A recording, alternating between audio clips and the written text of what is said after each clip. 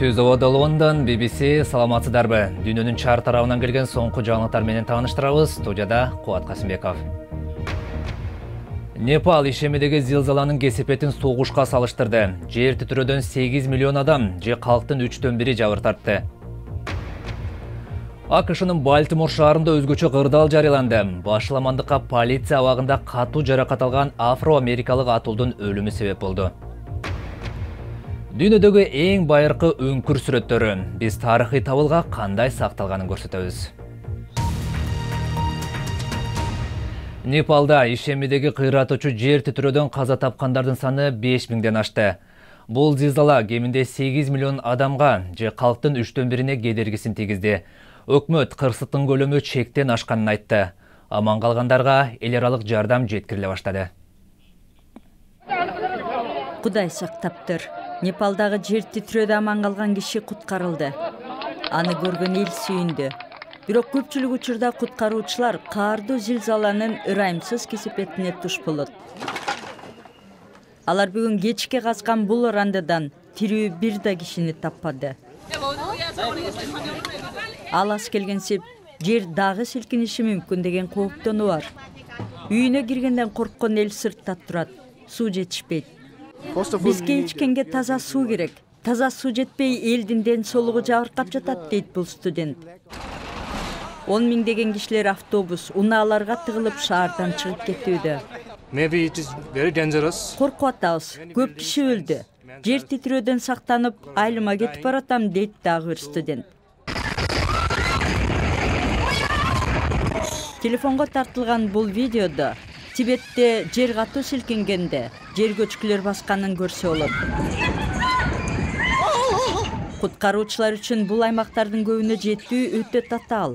Ал жердеги калктын айласы кетип турган кез. Дагы бирөөлөр үчүн убакыт токтоп калгандай.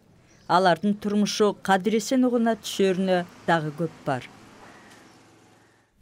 Ал тапта АКШнын Балтимор шаары соңку 50 жылдагы эң жаман тополоңду баштан кечирүүдө.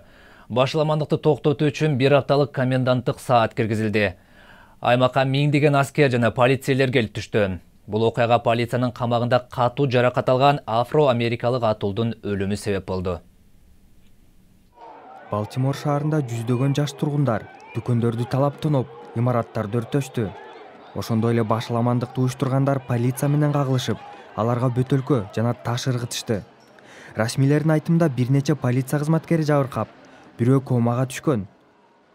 Афро-америкалык Фред Грей полиция тарабынан кармалган учурда мойнуна катуу жаракат алып, ооруканада каза тапкандан кийин нааразылык акциялар орун алган. 6 коопсуздук кызматкер иштен четтетилди. Бирок тынч демонстрация башламандыкка айланып, Балтимор шаарынын мэри коменданттык саат киргизди. Мен Балтимор шаарында туулуп өскөм. Муундан муунга өтүп келген шаарды тополоң уюштургандар бир заматта талкалап кетишине жол бербейм. Эки тараптын тирешүүсү түн ортосуна чейин уланды. Тургундардын көбү көчөгө чыккандан кооптонгонун айтышат. Бул шаардагы жана башка аймактагы окуялардан улам Мэриленд штатынын губернатору өзгөчө кырдаал жарыялады. Эми АКШнын дагы бир шаарында полицияга көмөк көрсөтүш үчүн улуттук гвардия тартылат. Сиз Түз Оодо BBC-ни көрүп жатасыз. Эми жаңылыктардын кыскача топтому. Индонезияда маңзат аткезчилиги боюнча өлүм жазасына кесилген 9 адам жакындары менен жолугушту. Жазаны жүзөгө ашыруу үчүн акыркы даярдыктар жасалууда. Соттолгондордун 8-и чет өлкөнүн жарандары. Австралия атууга кеткени жаткан 2 атуулуу үчүн ырайым сураган эле. 1 жыл мурда чөгүп кетип 300 адамдын өлүмүнө себепчи болгон кеменин капитанына берилген жаза күчөтүлдү. Дуарызды караган сот шалакылык боюнча өкүмдү четке кагып, капитанды киши өлтүрдү деп тапты. Эми ал өмүр бою абакка кесилиши мүмкүн. Google компаниясы европалык бир катар гезиттер менен келишим түзүп, аларга интернеттен көбүрөөк киреше табууга жардам бермей болду. Эми компания айрым колдонуучуларга багытталган реклама жана тиркемелерге инвестиция салат. Google'дун жаңылыктарды бекер жарыялашына каршы чыккан басылмалар бул аракет алардын кирешесин азайтканын билдиришкен эле. Британ окумуштуулары балдар арасында ашыкча салмактын 2 формасын аныкташты. Алардын айтымында жаш балдардын салмак кошусуна ата-энелери таасир этет. Ошондой эле досторунун басымы жана тест татымдар да жеткинчектердин толуп кетишине алып келет.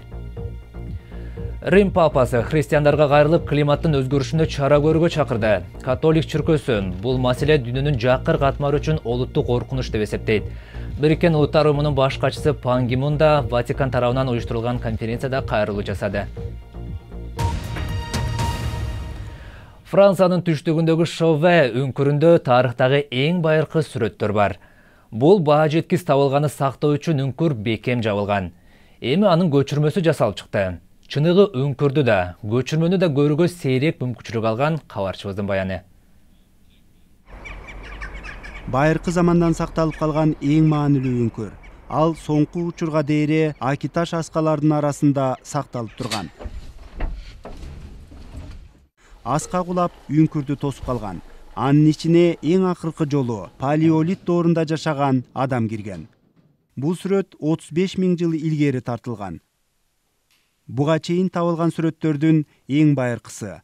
Алар элге көрсөтүлө баштаса, жок болуп кетиши мүмкүн. Ичи булганат деп кооптонобуз. Аба ырайы да зыян келтирет. Сүрөттөр өчө башташы ыктымал. Тобок элге баргыбыз келбейт. Француз бийликтери Шове үңкүрүн сактоонун да, даңазалоонун да жолун табышты. Алар 35 миллион еврого стадиондой болгон дагы бир реплика курушту. Айрым үңкүрлөрдүн эң маанилүү мүнөздөмөлөрү куду эле өзүндөй. Үңкүрдүн санарип картасы 3 тараптуу ченемди алган скан менен түзүлгөн. Андан соң скульпторлор менен сүрөтчүлөр куп өзүндөй кылып жасап чыккан. Байыркы сүрөттөрдүн фотосу жасалма аскалардын бетинде чагылдырылган. Бул жумуштарга бир нече ай кетти. Бул сүрөттөрдү эл караңгы жерде, таза аба жана нымдуу шартта көрүүсү абзел. Себеби бул шарттарда абдан маанилүү. Эл реплика үңкүрдү көрүп, өткөн замандан бир ирмем кабар алар. Эми спортту футболдон баштайлы. Премьер лигада Хал менен Ливерпуль беттешет. Ливерпулдук Дэниел Старридж бутундагы жаракатынан улам оюнга катышпай калышы мүмкүн. Ал тапта Борнмут клубу 116 жылдык тарыхында алгач рет Премьер лигага өттү. Алар 7 жыл мурда футболдон четтеп кала жаздаган. Бельгиянын футболунан жагымсыз кабар. Локерин клубунун коргоочусу Григори Мертенс Генкке каршы беттешме алында эстен танып жыгылды. Окуя биринчи таймда орун алган. Азыр ооруканада комада жаткан футболчу атайын жабдыктын жардамы менен дем алууда. Анын жүрөк оорусу болушу мүмкүн деп кабарланды. Атактуу баскетболчу Майкл Джордандын бут кийимине ээ болууну каалагандар барбы? Андай күйөрмандар жок эмес экен. Джордан 1984-жылы Лейкерске каршы беттеште кийген бул бут кийим дем алыштагы аукциондо $71 000 сатылды. Баскетболчу бул ботасын топ ташыган балага белекке берген экен. Бул анын бут кийими үчүн көп акча төлөнгөн экинчи учур болуп калды. Жаңылыктардын соңунда Британ королдук үй бүлөсүнүн Лондондогу күйөрмандарын көрсөтө кетели. Алардын арасында Британиянын кезектеги королдук ымыркайын күткөндөр көп. Принц Уильямдын жубайы Кейт жакынкы күндөрү көз жарганы турат. Күйөрмандардын айрымдары бир жумадан бери оорукананы айланчыктап, сыртта өзүнчө бир лагерь уюштуруп, жаңылык күтүп отурушкан экен. Албетте, королдук ымыркай төрөлгөндө аны BBC-ден көрө аласыз, ошондой эле соңку жаңылыктарды ар дайым сайтыбыздан да таба аласыз. Маселен, азыр BBC Kyrgyz.com сайтыбызга кирсеңиз, Апалуза жана Кыргыздын чаар аттары тууралуу сапар программабызды көрө аласыз. BBC жаңылыктарын ошондой эле Facebook, Twitter жана YouTube'дан да таба аласыз. Ал үчүн бизди BBC Кыргыз деп издеңиз. Азыр биздин Facebook баракчабызда калпак кийип кара жорго бийлеген кыргыз роботтору тууралуу баян көп талкууланып жатат. Биздин бул даректерибизге блог, макала жазып, сүрөт, тасма тартып салып турсаңыз болот. Биз аларды окурман, көрөрмандарыбыз менен ар дайым бөлүшүп турмакчыбыз.